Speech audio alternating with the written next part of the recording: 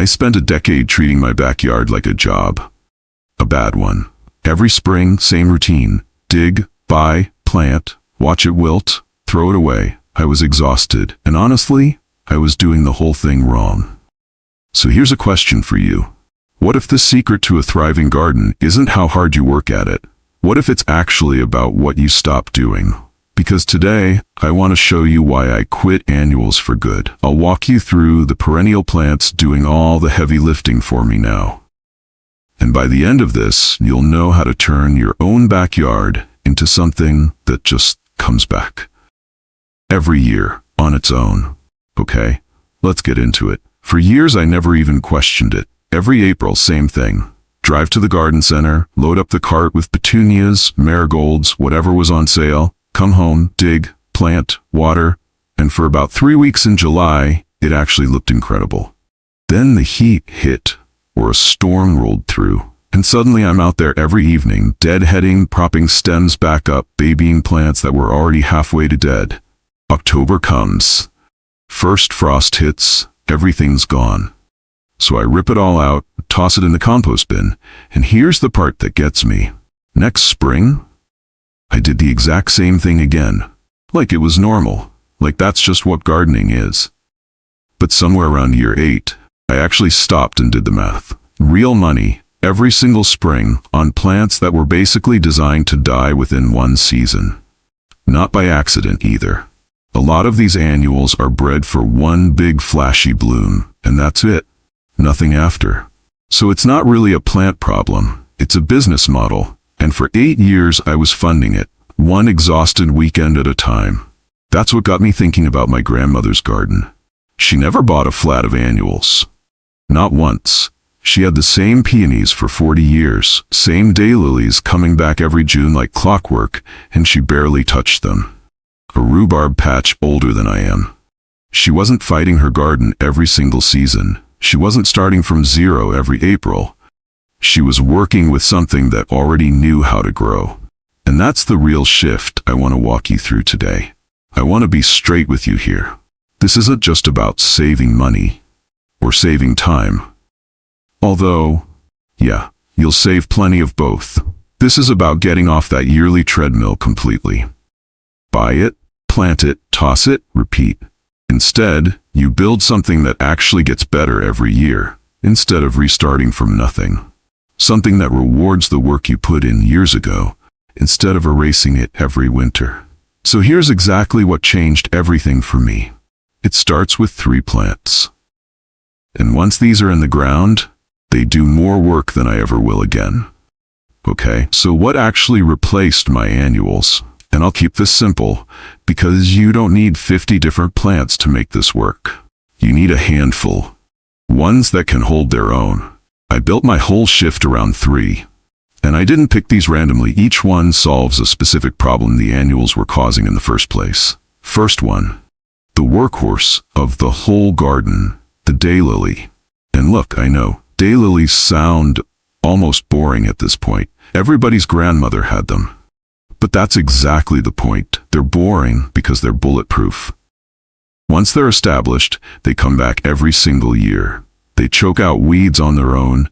They barely need water once they're settled in. My grandmother's daylilies outlived 2 lawnmowers and a fence rebuild. That's the kind of plant I wanted in my life.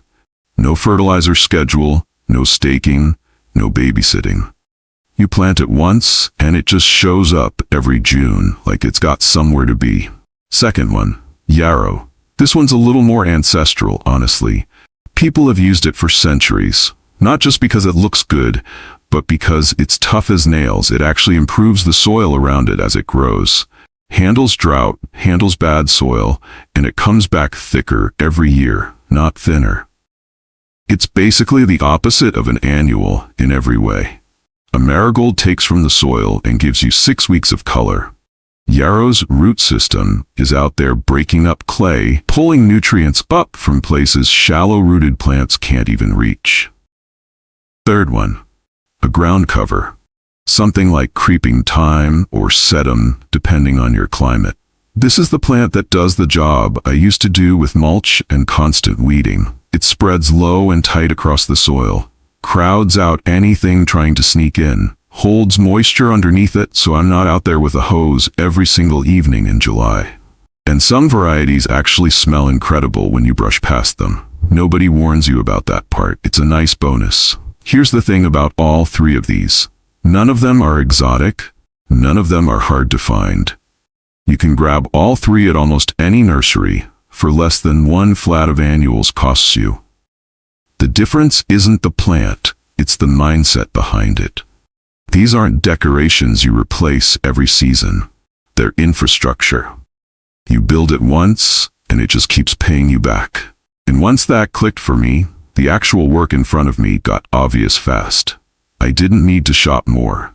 I needed to dig up everything I'd been replanting every spring and put something permanent in its place instead. 3 plants. That's genuinely all it took to start. Not a whole nursery run, not some complicated master plan. Just 3 things, chosen because they already knew how to survive without me hovering over them every single day. And once I had those 3 in my head, the rest of the yard basically explained itself. So that's exactly what I did next. And I want to walk you through the process itself, because honestly, it taught me almost as much as the plants did. The first step was the hardest part. And it wasn't even physical. It was deciding to actually pull out beds that, on paper, still looked totally fine. Some of those annuals were still blooming when I started digging them up. That felt wasteful in the moment. Almost wrong, if I'm being honest. But I kept telling myself they're gonna die in 6 weeks anyway once the frost comes. I was just choosing when, instead of letting the weather choose for me. So I went section by section, not all at once. I'd clear one bed completely, work the soil, mix in some compost, get the dailies and yarrow in, and only then move to the next one. That alone took an entire weekend. Just for one corner of the yard. Digging out old root systems, breaking up compacted soil that had never really been improved, just replanted on top of itself year after year without anyone actually feeding it. What surprised me was how different the soil felt once I got past the first few inches. Years of annuals hadn't done much for it down deep. Shallow roots, shallow impact. Nothing changing below the surface. But the second I started working perennial roots into it, roots that were going to go down 8-10 inches and just stay there permanently, the whole bed started to feel different under my hands. More alive. Honestly, I wasn't expecting that. There's something genuinely satisfying about this part too. It's slow. It's quiet. You're not racing to get a bloom in before the neighbors notice. You're just building something down in the dirt that nobody's going to see for months.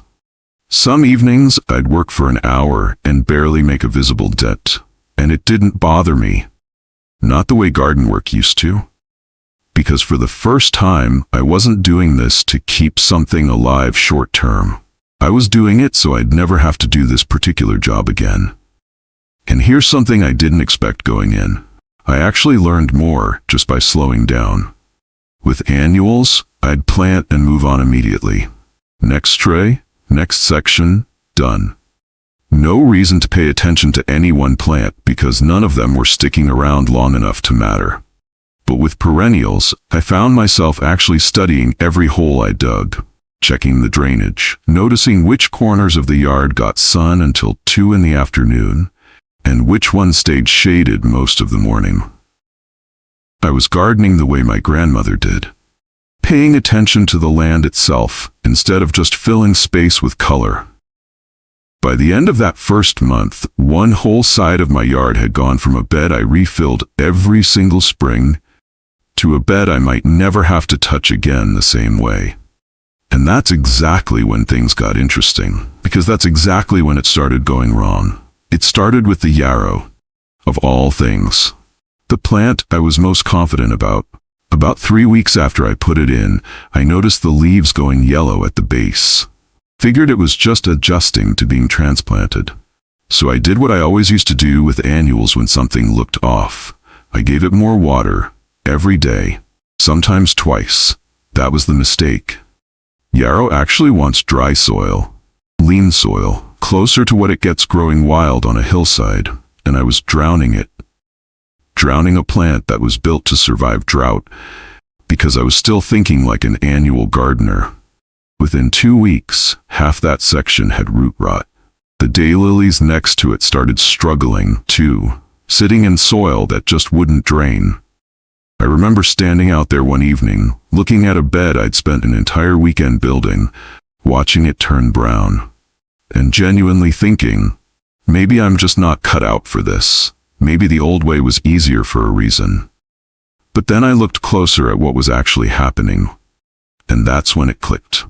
Here's what I finally understood, kneeling there in that failing bed. I hadn't actually left annual gardening behind. I just changed which plants I was babying. I was still out there every single day, checking on things, adjusting, intervening, treating perennials like they needed constant supervision to survive. But that's not what they're built for. That's not the deal they're offering you. Perennials run on a completely different clock than annuals. And once I actually got that, everything else started making sense. An annual lives fast and dies on schedule. It puts everything into blooming, because blooming is its whole job. It's one shot at reproducing before winter kills it. That's why they're showy. And that's also why they're needy. They're sprinting the entire time they're alive. A perennial is playing a totally different game. In year 1, most of what it's doing is invisible. It's building roots, not flowers. There's an old gardener saying for this, and it stuck with me the second I heard it. First year it sleeps, second year it creeps, third year it leaps. That first summer, my daylilies barely did anything impressive above ground. But underground, they were building a root system that would outlast me if I let it. So when I drowned that yarrow, I wasn't just overwatering the plant. I was interrupting a process that plant evolved over thousands of years to handle on its own, without help, without a hose, without me checking on it every evening. My job wasn't to manage it constantly. My job was to get out of its way. And that's the deeper lesson underneath all of this. The one my grandmother clearly understood without ever explaining it to me directly. Ancestral gardening isn't really about specific plants. It's about matching what you grow to what the land is already trying to do on its own. She never fought her soil, never fought her climate. She picked things that already wanted to live where she put them. And then she just let them. Once I backed off and let the remaining yarrow dry out early, it bounced back within a couple weeks. The daylilies recovered even faster once the drainage improved. And honestly, that one failing section taught me more about my own soil, my own yard, my own climate, than 5 years of fighting with annuals ever did. From there, the rest of the process moved fast, because I finally understood the pattern instead of just following a plant list. Every new addition after that, I asked one question first. What does this plant actually want, not what do I want it to look like? Coneflower went along the front walkway. Full sun, rough soil, exactly the conditions that used to kill my annuals in a matter of weeks. Coneflower thrives there, barely notices a drought, and it reseeds itself a little every year, so the patch actually gets fuller over time instead of thinner. Along the back fence, where drainage is poor and water tends to sit after a hard rain, I put in Siberian iris. Most plants sulk in wet soil. Iris doesn't care. It's built for exactly that kind of ground, and honestly, it's been one of the lowest maintenance corners of the whole yard ever since. For the shady side of the house, where I used to struggle keeping the impatiens alive past July, I went with hosta and ferns instead. Shade used to feel like a problem I had to solve with the right annual. Now I get it. It's just another condition. And there are perennials that have been thriving in exactly that condition longer than gardening's even existed as a hobby. The lesson underneath every single one of these choices is the same one the yarrow taught me the hard way. Stop asking what you want a spot to look like. Start asking what that spot already wants to grow. Every plant on this list has a native range, a set of conditions it evolved for, whether that's a dry hillside, a wet meadow, or a shaded forest floor. And here's the thing, your yard already has versions of all of those conditions somewhere in it. The work isn't fighting your yard into submission. It's reading it correctly. Once, and then getting out of the way. By late summer, I wasn't watering nearly as much, wasn't running to the garden center every other weekend. I was mostly just watching, which is a strange thing to say about gardening, but it's true. The plants were doing what they were built to do. And for the first time in a decade, my job was mostly just to notice. And honestly, that shift in what work even means was the biggest surprise of the whole season. I used to measure a good weekend by how much I got done, how many holes dug, how many plants replaced. Now a good weekend is one where I don't have to do much of anything, where I just walk the yard, notice a new bud, notice the soil still holding moisture from 3 days ago, and move on with my day. That's not laziness. That's the garden finally doing its actual job. So here's where things stand now, months later. And I want to actually show you the difference, not just tell you about it. This is that same corner I dug up back in the spring. Back then, it was a bed of annuals I'd already replanted probably 6 or 7 times over the years. Today, it's daylilies and yarrow that haven't needed a single trip to the garden center since I put them in. No replanting, no babying, just growth. And here's the honest comparison, because I actually tracked it this year. Last year, between annuals, mulch, and fertilizer, I spent a little over $300 on this section of the yard alone. That doesn't even count my time. This year, same section, under $40. Mostly compost, that's it. No more spring shopping trips, no more September teardown. And it's not just money. Last year I was out here easily 6 or 7 hours a week during peak season, just keeping things alive. This year, most weeks, maybe an hour. And that hour's mostly just me enjoying it, instead of fighting it. Walk with me over here for a second, because I want to show you the section that almost failed on me. This is the yarrow bed. The one with the root rot back in June. You can barely tell now, it's actually one of the fullest patches in the whole yard. Because once it got what it actually needed instead of what I assumed it needed, it did exactly what it was built to do. I think that's important to show you. Not just the parts that went right from day one, but the part that almost fell apart and came back anyway. That's a more honest picture of what this actually looks like. And over here, the coneflowers I put in almost as an afterthought back in August, they've already doubled in size. I didn't do anything special, didn't fertilize them, didn't stake them, barely watered them past the first 2 weeks. They just did what coneflowers do when you put them somewhere they actually want to be. But honestly, the number that matters most to me isn't the dollars or the hours. It's that this garden is going to look better next year than it does right now. Every annual bed I ever planted peaked the day I bought it and declined from there. This one's just getting started. The daylilies will be thicker next June. The yarrow will have spread. Give it 3 years, and this whole corner's going to look like it's always been here. The way my grandmother's garden always looked like it had always been here. That's really the whole shift when I boil it all the way down. I stopped treating my yard like a product I had to keep repurchasing every spring, and I started treating it like a relationship. Something that gets better the longer I stick with it, instead of resetting to 0 every single year. It took 1 hard year of learning to trust these plants instead of managing them.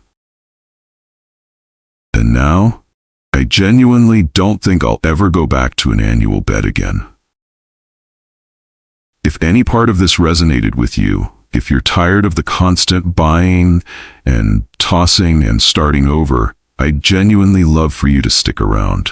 This channel's about bringing back the kind of knowledge our grandparents just had, the stuff that got lost somewhere between convenience and consumerism.